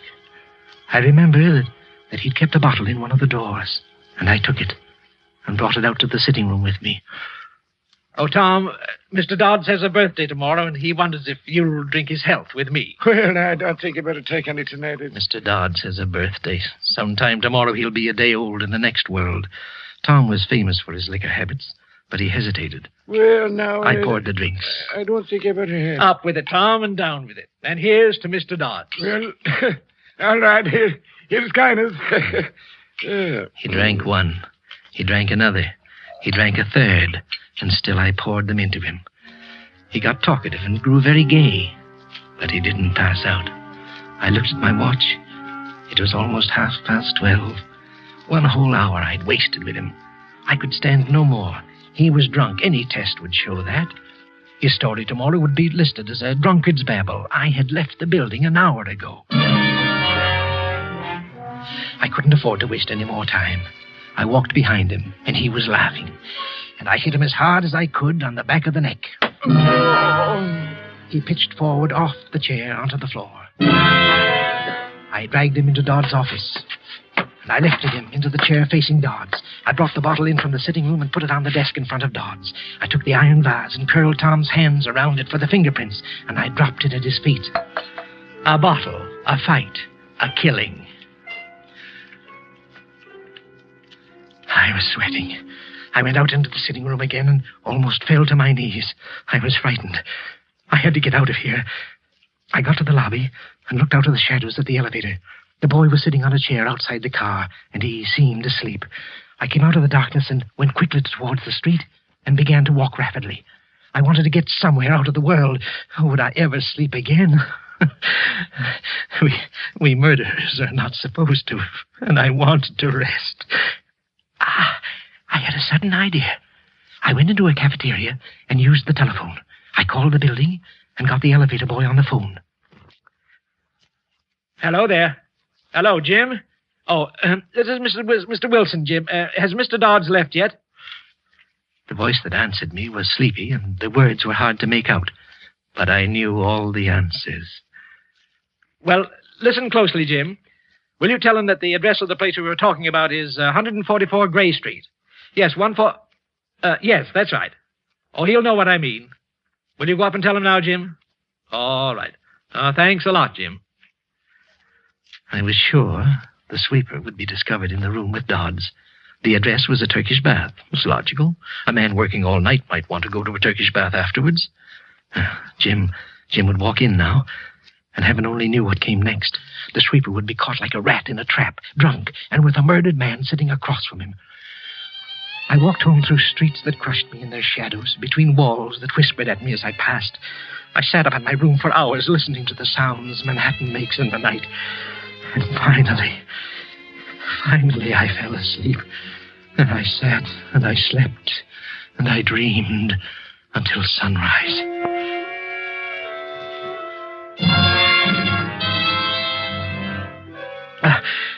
I woke with a start. I was shaking like some miserable wet cur. I took a drink and tried breathing deeply. Somewhere I'd read that deep breathing killed that scared feeling. What in blazes was I frightened about? I was safe. I was completely safe. But when I left the house, I was still shaking. I walked all around the block that the building was on before I went inside. It looked like any other morning. On the floor where my office was, I saw a policeman, and then another. And then my world was surrounded by a ring of police and plainclothes men. I must watch my nerves. I must move carefully, very carefully. None of them paid any more attention to me than they did to any of the others. They assembled all of us in the president's office, and then one of them, a sharp, alert young man, began to talk. Last night, an attempt was made on the life of one of your associates, Mr. Charles Dodds. A murmur ran around the room. I was talking with the rest, being surprised with the rest. But what did he mean, an attempt? Dodds had been dead. Or had he... Fortunately, however, the attack was not successful. And Mr. Dodds has supplied us with some rather unbelievable information. Information which I tried to hold myself. I felt faint suddenly, and then something happened inside me, and I did not break. It was a trick. It was a trick, I was sure of it. The detective stared at us, running his eyes across our faces, across my face, searching, staring, and then he shrugged his shoulders. Well, as a matter of fact, Mr. Dodds was killed. And another man you might know also died last night. Mr. Thomas Higbee, the night sweeper. Higbee? Dead too? Again, that rustle of voices, that droning conversation that I was part of. Some of them had known Higbee, liked him. I hadn't meant to kill him. Could there be some mistake? I wanted to ask one of these men, was there some mistake? I hadn't meant to kill him. Mr. Dodds was clubbed to death. The night sweeper died of a heart attack. Nothing more is known as yet about what happened here last night. You must all consider yourselves at the disposal of the police, till you're told otherwise. Now, if you... Blast them. Why didn't they say something? They were lying to these people. Nothing more was known. That's nonsense. Why, it was all there for them to see. It told its own story. Higbee had killed Dodds. Poor, harmless little Higbee had killed that big, famous executive. And now... Mr. Wilson, will you come this way, please? Just a little routine questioning, that's all. Everybody here will have to undergo it. I must watch myself. I must go very slowly. Sit here, won't you, Mr. Wilson? Now, do you remember what time you left the office last night? Yes, it was 11:30. I remember mentioning it to the elevator boy. Uh-huh. And what time did you get home? Oh, somewhere about 12:30, I guess. Yes, just about that time. Is there anybody who would swear to that? Well, the elevator boy... Oh, I don't mean that. Is there anyone who saw you go into your house at 12:30? I hardly think so. At that time, the streets aren't too well populated, you know, officer, and I live in a house where people mind their own business. I really don't know anybody in the house, and I doubt if anybody saw me go into it. But you can check with the elevator boy, though, as to my going home at 11:30. Yes, we have already. You weren't on the best of terms with Dodds, were you, Wilson? Oh, I was fond of him. But I don't know what right you have to say a thing like that. Well, he kind of did you out of a job around here, didn't he? Oh, he was a smart man. Mr. Dodds was an exceptionally smart man. It was not at all a disgrace to lose a position to him. When I left him last night, he was in excellent health. And if I killed a man every time I had a job taken away from me, I'd have quite a long line of victims behind me. Of course, I'm just joking, you know. You made a phone call to him last night, didn't you? Yes, to the elevator boy. I remember suggesting that he go to a Turkish bath after he'd finished work to sort of tone up. They're very good, you know. And I mentioned that I knew a very good one that I could recommend. And then when he asked me the name of it, I couldn't think of the address of the place, and I thought of it later, though, and I phoned the building. Where'd you phone from? From a little place in the neighborhood. And about what time did you phone? Well, it was about 12:25, I guess. I was getting a little mixed up. It couldn't have been then. I was still in the building at 12:30. They were confusing me. You called at exactly 12:55. So you must have miscalculated the time of your arrival at home. However, that isn't important. None of us is expected to time ourselves from place to place, are we? When we find too good an alibi, we get kind of suspicious. Well, I don't think we'll have to bother you anymore, Mr. Wilson. Thank you. He asked me to send somebody in to see him as I went out. I forget who it was. I was thinking very hard. I went into my office and sat down. So easy. Was it possible the whole thing was over? And so easily? Hello there, Wilson. Very sad, this business. Very sad. Good morning, Mr. Larkin. But we must go on. Mr. Dodds would want it that way. Yes, sir, he would. It's a responsible job he had, Wilson. But you've been with us long enough to know that. Yes, sir. Do you think you can handle it? Well, sir, yes, sir, I think I can. Good. Get your stuff together and take over Dodd's old office. You deserve this, Wilson. And I'm sure you'll reward our confidence in you. Well, thank you very much, sir. Of course, I hardly expected... On second thought, I think you'd better go into his office right away and sort of straighten out some of the things on his desk. I'll have one of the boys bring your things in later. Very well, sir. Good luck. Thank you, sir. The fat, pompous pig. Why hadn't he said those things before last night? They were all in a spot now. They needed poor, stupid Wilson. They needed me to get them out of a hole. The further the thing went, the funnier it got. Books were wrong about virtue and good counting for anything. To get ahead, you either married the boss's daughter or killed the boss. I took a pencil and a small notebook and went out into the corridor. I stood for a moment outside Dodd's office, just like last night, and then I pushed the door open, slowly. The sitting room, and then the door to the office. I opened it and walked inside. I heard the door close softly behind me, and I stood there, smelling the death in the air. And then, I saw it. I saw it. I tried to yell, but I couldn't get the words out. There in front of me, sitting in the chair where I'd propped him last night, was Tom Higbee, his eyes open, his expression blank and staring, and at his feet was the bottle and the vase, the same bottle, the same vase. Dodds was all that was missing. I turned and I bolted into the hall. Higbee. Oh, what's the matter, Wilson? You look like you'd seen a ghost. In the office. In the office. Higbee. Higbee? Why, Higbee's dead, man. What's the matter? Mr. Larkin. Where's Mr. Larkin? Here I am, Wilson. What's the matter? In the office. In the office. What? Nothing's the matter in here. I walked in after him. There was nothing there. Nothing. No Higbee. No bottle. No vase. But I saw them. I saw them. Oh, was I going crazy? Was I beginning to go mad? I felt Larkin's pat on my shoulder. He murmured something about everybody being a little touchy, a little jumpy. And then he left. And I was alone in the room. Be careful. Be careful. Be careful. I stood. I stared at the desk and at the chair. No one was there. No one could have been there. I must watch myself. What? Oh, I beg your pardon. Oh, not at all. I seem to be in the wrong room. I'm Mrs. Charles Dodds. Oh. I'm looking for that young detective. He doesn't seem to be out here. Well, I believe he's in the end room questioning the employees. Then I don't suppose he'll be able to see me for a little while. Do you mind if I wait here for him? Well, Thank you so much. Excuse me for a second. Charlie, will you tell the detective that Mrs. Dodds is waiting for him in my new office? You've already seated yourself. I was going to suggest that perhaps this seat might... She was sitting in his chair. There was blood in that chair. This is quite all right, thank you. Charles would have liked to see the way everybody's taking his death.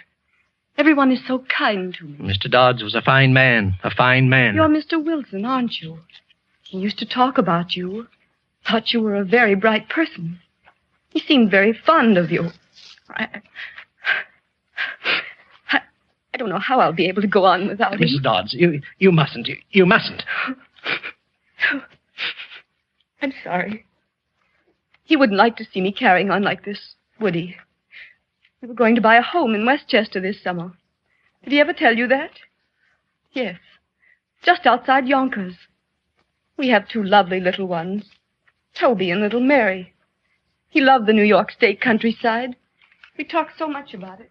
On she rambled. He liked this. He didn't like that. The children, Toby and little Mary.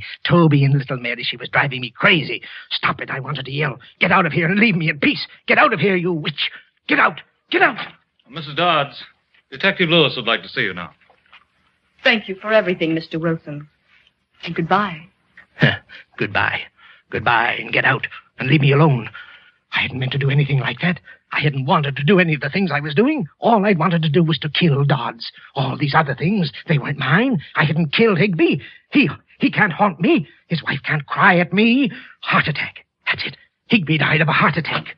I beg your pardon, sir. Have you seen Mrs. Higby? The detectives are looking for her. How would I see her? Am I everybody's guardian? How can anybody get lost in this office? Sorry, sir. Mrs. Higby? Mrs. Higby? Stop it, you Mrs. fool. Higby! You howling idiot. Can't you be looked for quietly? You will drag Higby from his grave with your yelling. 2 widows. What?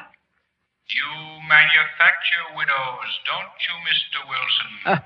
Widows and orphans. Tell me, Mr. Wilson, is it your life's work or is it just a hobby with you? Tell me, Mr. Wilson. Who is that? Who is that talking? Do they think they can make a fool of me? The office communication. It's off. Oh, stop it, Mr. Wilson. You'll go balmy. Oh. You've committed the perfect crime. Don't go crazy and spoil it. No. Perfection is instinctive with you, isn't it?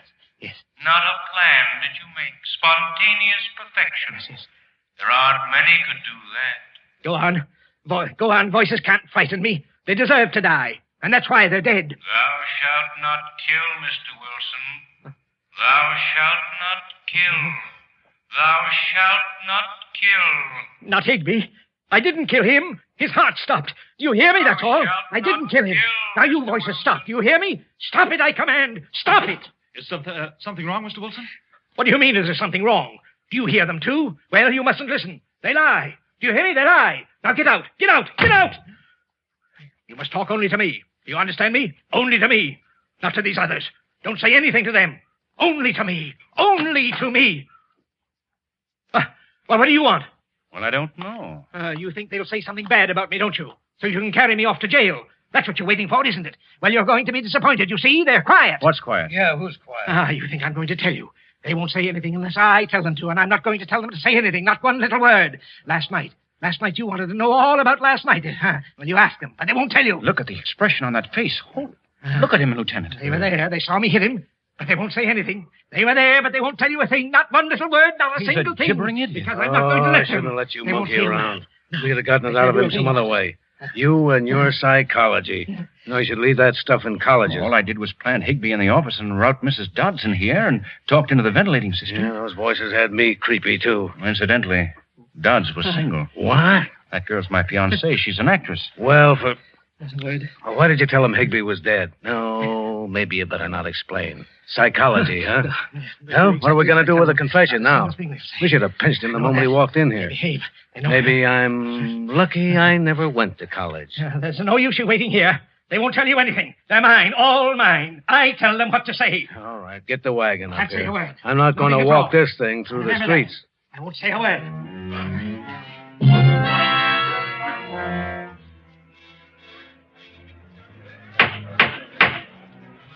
Henry Wilson, it's the judgment of this court that you be sent to the Hillview Mental Home and be kept there in close confinement until such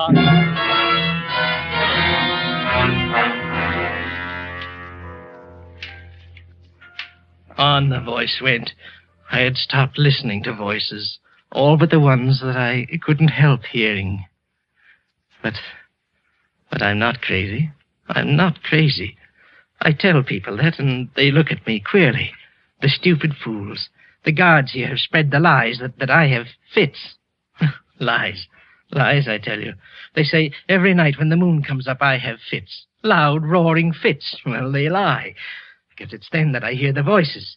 I hear Dodds and his wife and Toby and little Mary. And I sit quietly and I listen to them. Do you think I can have a fit in front of them? Do you now? No, I'd be ashamed. I tell you, I'm not crazy. And they lie when they tell you that they lie. All of them. They lie. And they're lies. Lies. Lies. Lies. Lies.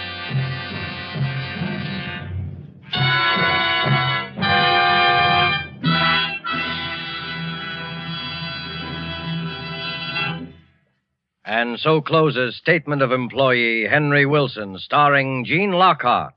Tonight's tale of suspense.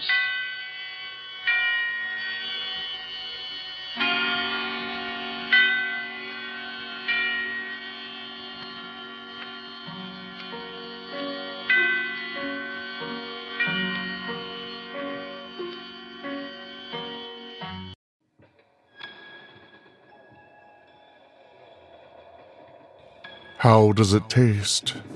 The tea is definitely stronger than normal, and I do feel a bit more like my normal self, I suppose. Well, relax, enjoy the fire. I know the weather outside keeps bouncing around cold and warm and cold and warm, but down here, it's always chilly, except by the fire. The fire, burning up the air. Jane Eyre.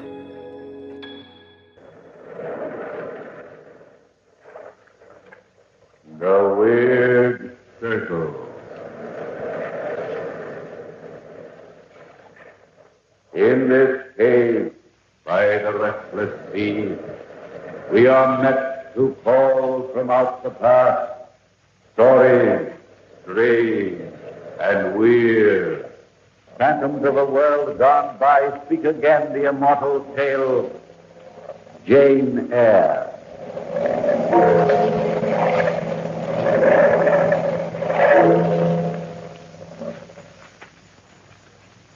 Dear Diary, March 1st, 1864.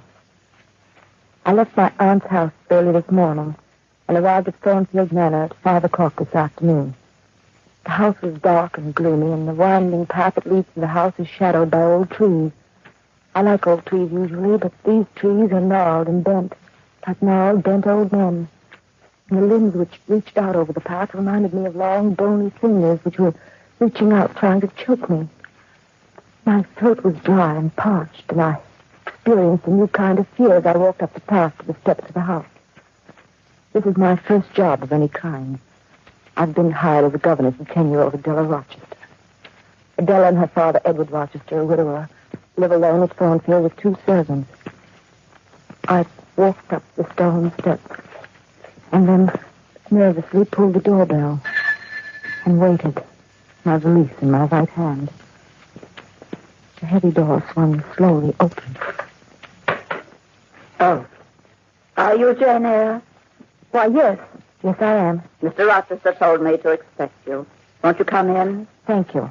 I'll show you to your room. I'm Mrs. Campbell, Mr. Rochester's housekeeper. How do you do, Mrs. Campbell? Glad to meet you. How are you? Follow me up these stairs. Of course, Mrs. Campbell. Mr. Rochester left word with me to see that you were made comfortable. At least as comfortable as anybody can be at Thornfield. I'm sure I'll manage very nicely. Will you? That's what you think now, Miss Eyre. But wait. Wait till you've been here a while. We've had many governesses before you, but they never stay. No, never. Well, why not? Why not? You'll see. This is your room, right at the head of the stairs. Make yourself at home, my dear. Oh, and one thing. Dinner is served at 6. Never later. Please be prompt. Dear Diary, September 1st, 1864. This is my 6th month in service. Looking back, I have no regrets. I spent many evenings talking to Edward Rochester. Unforgettably pleasant evenings. Happy evenings listening to the soft, pleasant murmur of his voice. But there's a shadow of some strange, remote misery that seemed to cling to the house. The shadow of something that I can't fathom. I never ask. I don't dare intrude my curiosity, idle curiosity, into a family secret. However, strange events took place this evening when Adela, my student, and I were sitting in the living room alone. There was a warm fire burning in the fireplace, and though it was well past Adela's usual study period, We were reviewing her geography. I think I remember the English seaboard towns. Well, just the eastern coast, dear. Now, you start with Tinmouth. Plymouth, South Shields, Sunderland, West Hartlepool, Scarborough, Yarmouth? Yarmouth. I never can remember Yarmouth. Oh, Adela, shame on you. Now, think of all the people who live in Yarmouth whose feelings would be hurt. Would they? Well, they most certainly would. Just 'cause I forgot her? Yarmouth. Yarmouth, Lostock, Ipswich, Harwich, and Margaret. How's that, Miss Lewis? That's brilliantly executed, young lady. Thanks. You're a very apt pupil. That's just about all I am. Mrs. Campbell says I'm a naughty, wicked, sinful child of the devil. Adela, when did she say all this to you? Yesterday. I was on the 3rd floor. Well, you had no right to be on the 3rd floor. Your father's given strict orders that no one is to go up there. No one but Mrs. Campbell. I don't see why children will share out of things grown-ups know about. What did he ask us so special anyway? I don't know, Adela. Daddy knows. Mrs. Campbell told me Daddy knows. Well, perhaps Mrs. Campbell says many things she doesn't mean. Do I indeed, Miss Anne? Do I indeed? I didn't know you'd taken to interpreting my mind as well as the child's mind. Well, I'm sorry. I'm sure I didn't mean any harm, Mrs. Campbell. I'm sure you didn't. It's time to go to bed, Adela. 9 o'clock. I don't want to go to bed yet. Now, yes, you do, young lady. You want to go to bed because I do. I'm sleepy. Oh! I'm sleepy, too. All right, off we go. Oh, Miss Eyre. Yes, Mrs. Campbell. Mr. Rochester asked me to tell you to drop into the study for a few seconds before you retire. He wants to see you. What about? I'm not in the habit of prying into Mr. Rochester's private affairs, Miss Eyre. Come along, Adela. Off to bed. Good night, Miss Eyre. Good night, dear. Pleasant dreams. I'll be up shortly and look in on you. Miss Eyre. We've been sitting here talking for well over an hour, Mr. Rochester. Just chattering aimlessly. I don't find your chatter aimless, Jane. You don't mind if I call you Jane. No, not at all. I find it stimulating. I've learned a lot about you, too.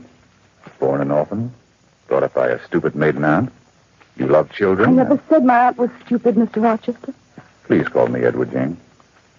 Edward? No, as a matter of fact, you didn't. But I gathered as much. Let's see what else I found out. Well, you're a particularly nice person, and I love you very much. Did you say? Yes, I said I loved you. I love you, Jane. Edward, Does that frighten you? Yes. Yes, it does in a way. Why?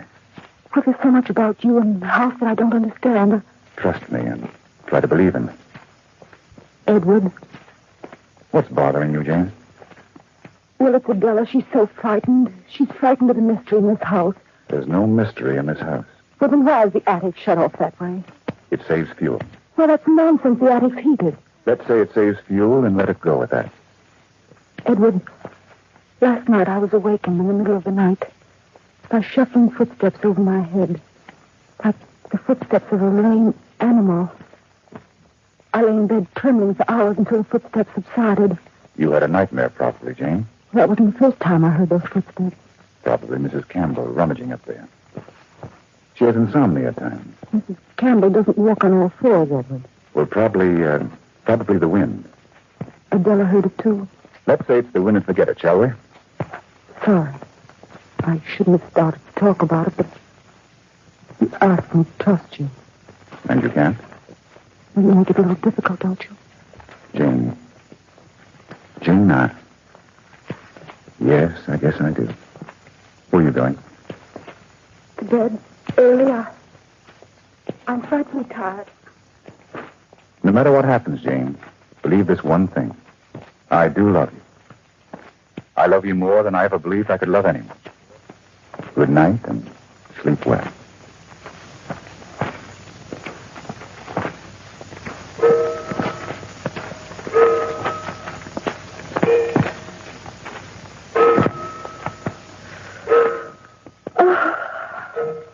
Oh, I'm so sleepy. I'm so very sleepy. Oh, I wonder if he meant what he said. Now, why would he say he loved me? What's the secret in this house?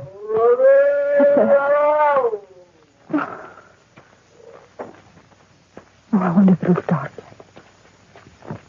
Oh, no, it probably was the wind. My imagination runs wild at night. No window, the moon like that. Not even a leaf on the tree outside my window stirs. How can I even think it's the wind? Oh, Edward. Edward, what are you keeping from me? Oh, there it is again. Just listen to it walking up and down and scratching the floor. Like an animal of some kind. A caged fish. Just listen to it. Oh, what could that be? It's not the wind. It's not my imagination. I'm awake. And yet I... No, that's not got to stop. It's got to stop. No. He's there. Yes, Adela, wait, I open the door. Adela. Listen to that. I'm scared. Of course you are, Adela, child. Of course you are. Scared every night. What is it up there, Miss Here? What makes that awful sound? What is it? I don't know, Adela. Poor child. Nothing at all, darling. You see, it's stopped now. I'm scared. I'm awful scared. Well, it's all over now, darling. Now come along. I'll take you back to bed. But you would was after I tell my daddy and he'd make it stop. I'll come dear back to bed. Would he make it stop, Miss Hill, wouldn't he? I'm so scared. So scared. Now hop into bed again, darling. And I'll stay right here next to you until you fall asleep. Never used to be like that. Never. No. When did this start, Adela? Just in the last year or so. Of course, I was never allowed in the attic. Never. Shouldn't say never, because I don't remember everything. Never. I'm sleepy. When you go back to sleep, Adela, you sleep, darling. I'll pull the covers way up over you. Like this. There now. This door. Yes, he must be behind this door. I see Mrs. Campbell coming his way out. Just by this door. Yes. This is quite a long flight of stairs.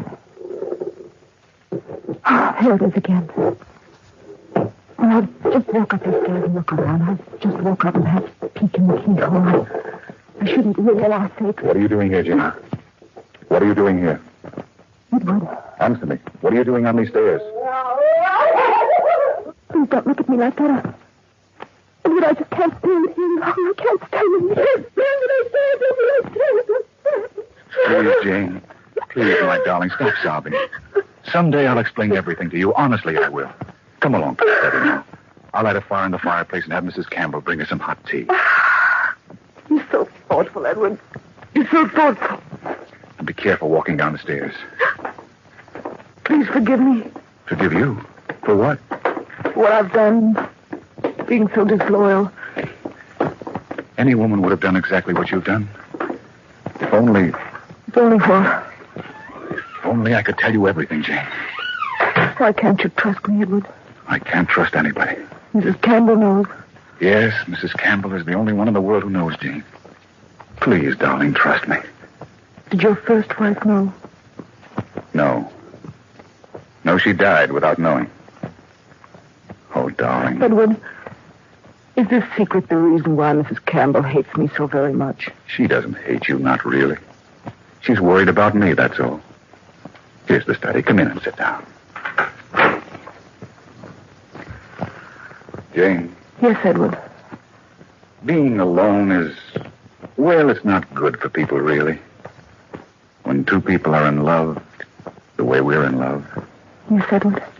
Well, if the obstacles which prevent their getting married can be ignored, if they trust each other, I mean, really trust each other.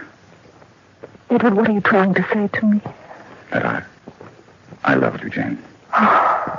Can you, well, could you possibly believe in me enough to be my wife? Your wife? Please, darling. Edward, trust me. I I've been fighting loving you ever since I arrived here, and I'm tired of fighting it. Edward, I'm tired of fighting something that's stronger than I am. You will, then? Yes, Edward Rochester. I'll be your wife. You rang for me, Mr. Rochester. Yes, Mrs. Campbell, I rang for you. Would you bring me a decanter of wine and 3 glasses? 3 glasses, sir. Yes, Mrs. Campbell. I thought perhaps you'd be the first to congratulate the bride and bridegroom to be. Yes. Yes, I'd like to be the first. Congratulations, sir, and a long and happy married life.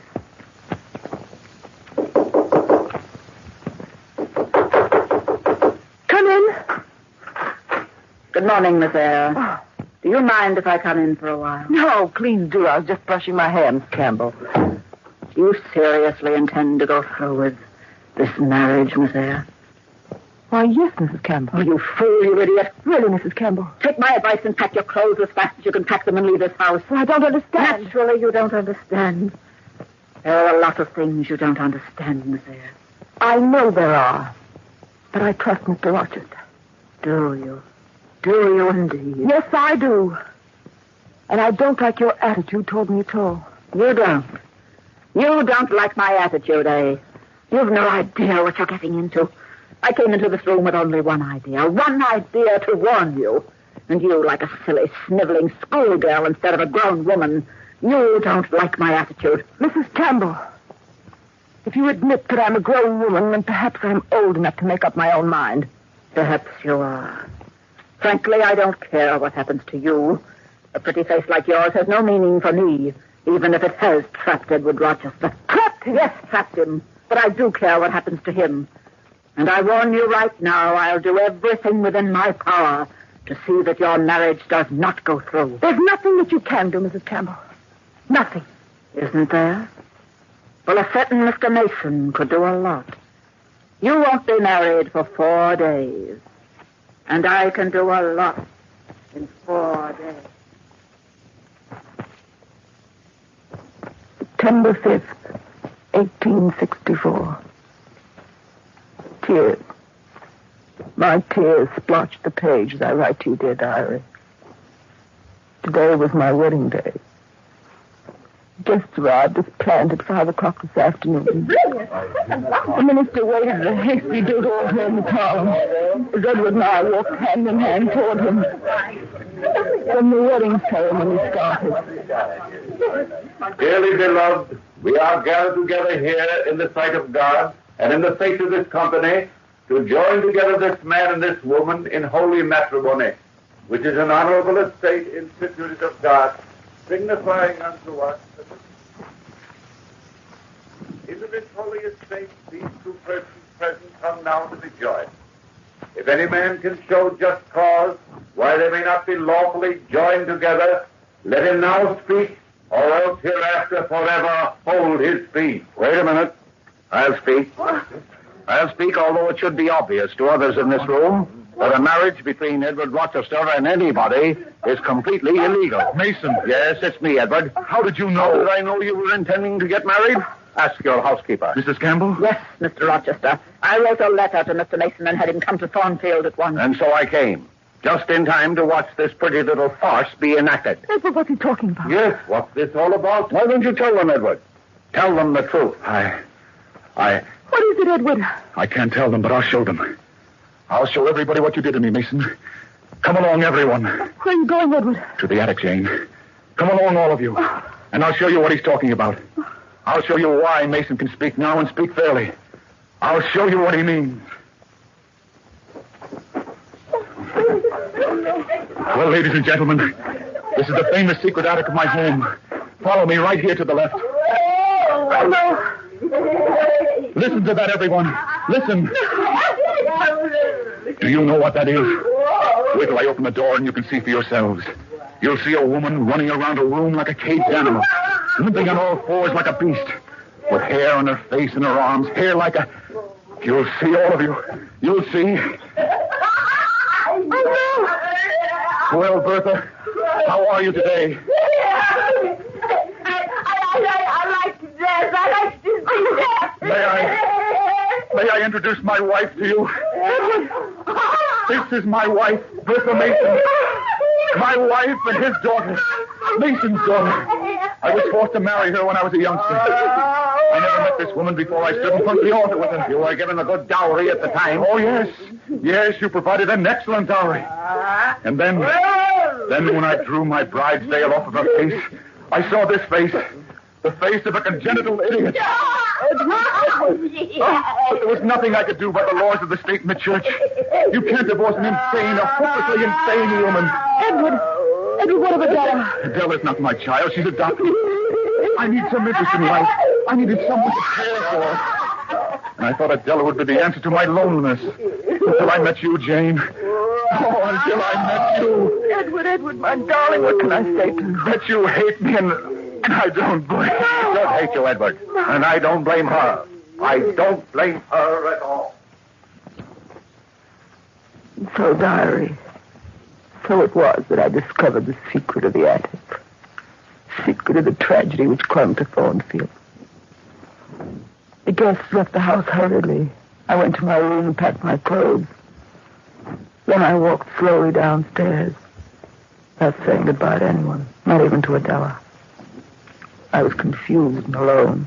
At the foot of the stairs, Mrs. Campbell stopped me. Miss Eyre, are you leaving? Yes, Mrs. Campbell. Please say goodbye to everybody for me. I had to do what I did, Miss Eyre, for his sake and for yours. Yes, I understand. Please don't say any more. Yes, Miss Eyre. Take good care of Mrs. Campbell. I will, my dear. I will. Very good care of him. Goodbye and good luck. She said goodbye. For quite a while, I stood outside the door trying to collect myself. Then I started to walk down the road, alone. Suddenly, I turned around and gazed back at Thornfield. The entire house was on fire. I dropped my suitcase and I ran back as quickly as I could. Mrs. Campbell and Adela were standing outside the house. Mrs. Campbell called out to me. Get out! Yes, Mrs. Campbell! He's trapped up there! Look on the roof! Edward, darling! Oh, Mrs. Campbell, we've got to help him. We've got to hold him not to go up and help her. That fool of a woman could fire to the flames. Not to me. We've got a child with matches. She's on the roof. Who would have to rescue her? Edward! Nobody won't let me up! I'm free! I'm free! I'm free! Flames are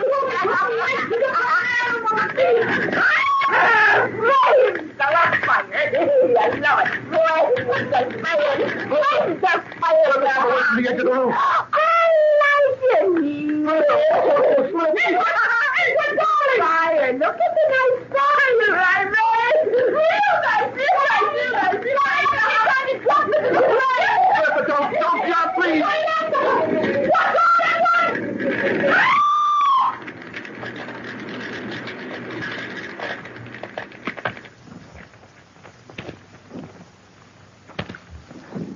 Bertha Mason slipped as she reached the edge of the roof, and then hurtling over the edge into the flames below.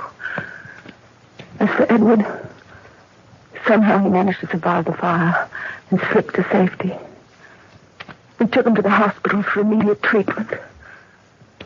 Now, as I sit by his bedside, writing to dear diary, gazing at the beloved features I know so well, I conclude the diary of Jane Eyre.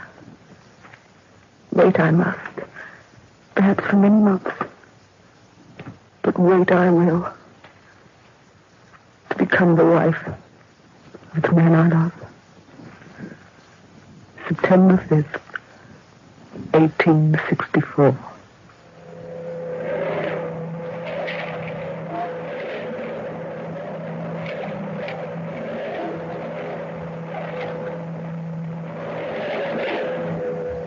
From the time-worn pages of the past, we have brought you the tale, Jane Eyre. Bellkeeper, hold the bell.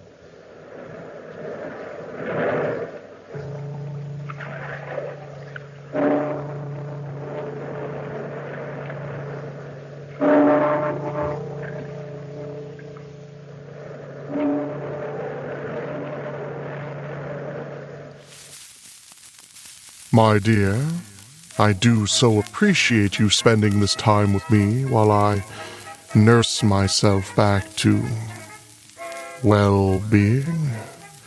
But now the night has gotten late, and you need to return to your home, and I to wherever it is I go. But do know I'll be right here, waiting for you. Same time, same place. So do join me. I would appreciate it very much. But now, as you make your way home, as you hike through the dark, cold wind, as you lay your head on that soft, cool pillow, if I could ask one more favor. Before you go off to the land of Nod, take a moment and be thankful for what you have. And I'll be seeing you